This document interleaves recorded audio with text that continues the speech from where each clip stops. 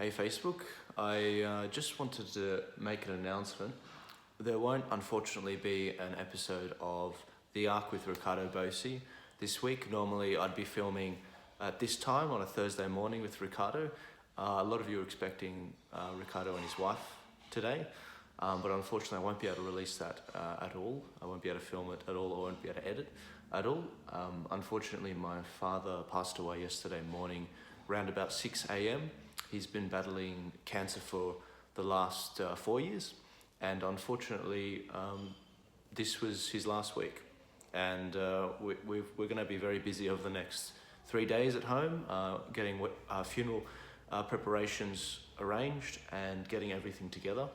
And yeah, look, I won't have time for that, but my God, that's the personal side of it aside. But I did just want to say to my friends and family out there, I'm sorry that this is how you're finding out, if this is the first time you're hearing about it. A bunch of people have been going out and letting everyone know by text and by phone, but unfortunately, please understand that it's very difficult to understand who's been contacted and who hasn't. So please be patient with us on that. But if you're finding out by Facebook, it's the nature of the times. It is a COVID time. On top of that, I just wanted to leave the personal part aside, and I wanted to just talk about politics, because my God, has it been an incredibly insane week. Talk about a week that you don't want to miss filming an episode. My dad loved everything that I did politics-wise, whether it was with CPAC Australia, Turning Point Australia, the stuff I did in the CDP with Samrat, these conversations with Ricardo, and also the Thin Ice conversations. He loves it, and he certainly wouldn't want me to stop doing this going ahead. But this week is his week, and I'll be on just as hard as I was in the past next week. I did want to just point out a few things that you guys need to be looking at. I don't have time to cover it with you this week with Ricardo and with some of my other Thin Ice conversations, but you need to look into them. They're very scary situations. We have, in Victoria, the ability of the Victorian government being considered right now to have their own militia, to have designated people to enforce their will on the people. We have people who can be picked as sort of COVID high-risk persons, where they can detain them indefinitely and completely detain people for unreasonable lengths of time on charges unknown. And it's very scary, Victoria. I mean, at what point is Victoria lost? That's a question I would pose to you guys. Victoria, they can take your children away if this legislation that's being considered now is passed. Look into this stuff, guys. You really need to look into it. As much as I love covering this stuff, you do need to do some research as well and look into this week. This can't wait. Over at US News, we had last Friday, in the US time, we found the biggest story perhaps of the year so far has dropped. It's that unfortunately Ruth Bader Ginsburg passed away, who's a Supreme Court a judge, or former judge now, because unfortunately she passed away. I say it's unfortunate because this is not the time for instability in the US. We know there's a civil war coming, and anything to avert that and de-escalate I was in favour of. But unfortunately, she couldn't hold on to after the election, and I know Trump's going to win. So I was hoping it was going to be after the election, but unfortunately, that's not the case.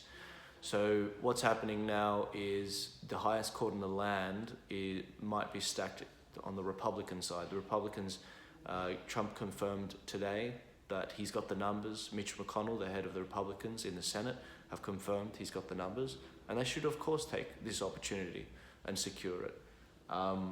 When it comes to what that's going to mean for the election, it's going to mean that's one extra, few percentages ensuring that Trump will win the election because of the Democrats' malfeasance when it comes to mail-in voting and what they're planning on doing to completely overhaul the electoral system. Now, I think that the more constitutionalists will be good for America. I think they really do need it. And that's going to be important for America moving ahead. Now, when it comes to Trump's nominees, we know that he's top of he's going to pick a woman. We know that. It's a shame that we have that's what our politics has come to, where it's identity politics. You got to pick a woman. It's like, I think she could get in on merit, but that's the reality of what we're doing now. So it's identity politics, and that's from the left that's been pushing that. And so he's looking at picking Amy Coney Barrett, who is a Catholic constitutionalist. I don't think she'd reverse Roe v. Wade, judging from what she said in the past, but I don't want to put her in the box. Who knows what could happen? That's going to be very significant.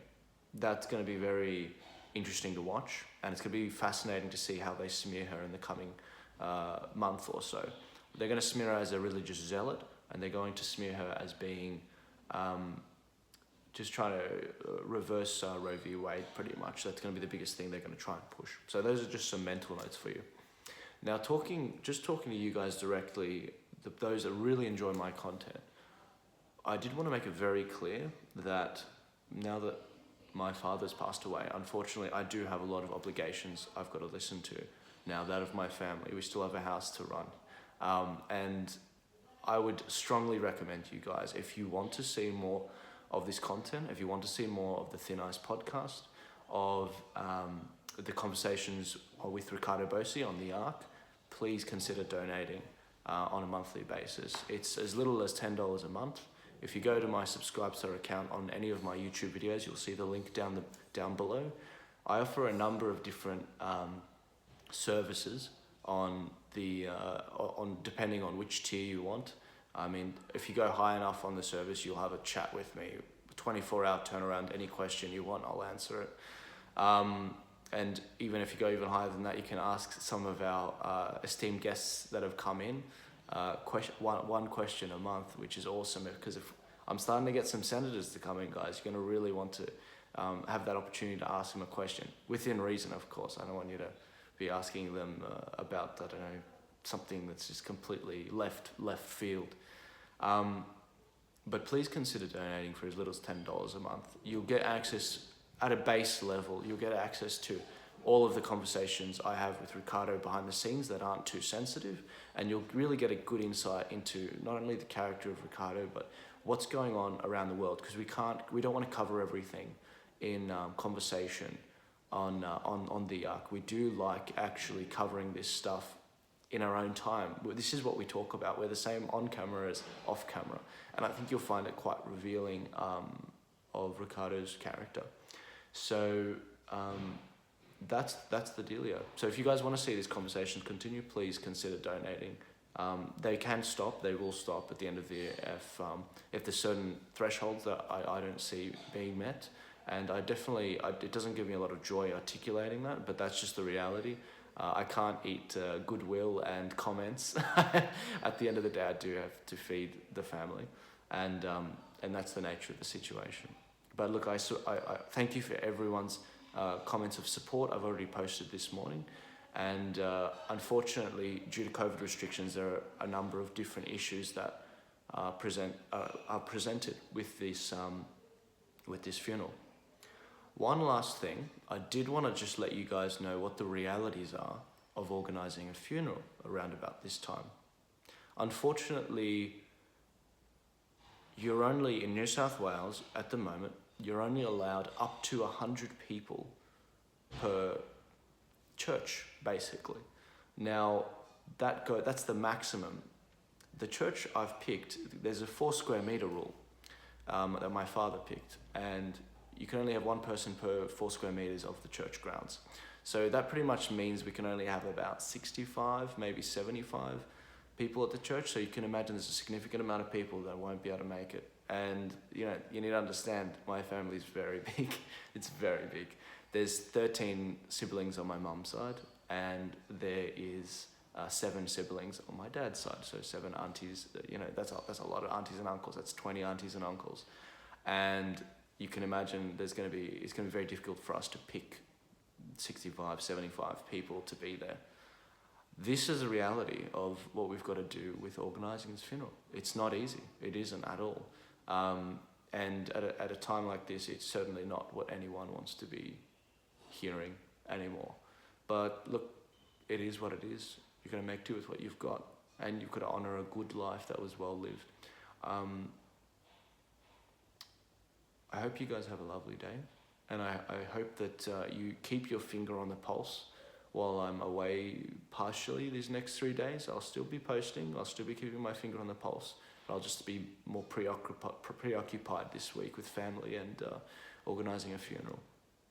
But keep your finger on the pulse, walk in truth, don't give in to conspiracies too quickly, always check everything, and please keep in mind your family members, and remember that your time on this earth is limited, and to cherish every moment you have with them.